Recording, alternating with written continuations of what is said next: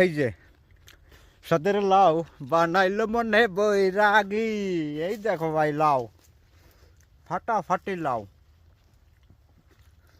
ইটালিতে এইভাবে বাগানে জমিতে চাষ করে লাউ। খুবই ভালো লাগছে, মানুষ এখানে ঘুমায় থাকে, এত ঠান্ডা ভিতরে, ভালোই ঠান্ডা।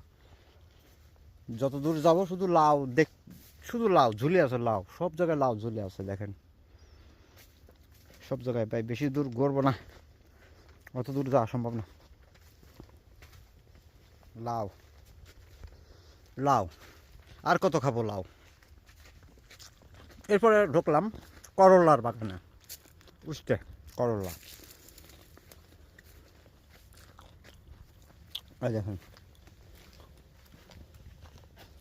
রফিক ভাই, এই করলায় এই পাহাতা নিলে কি বীজ হবে?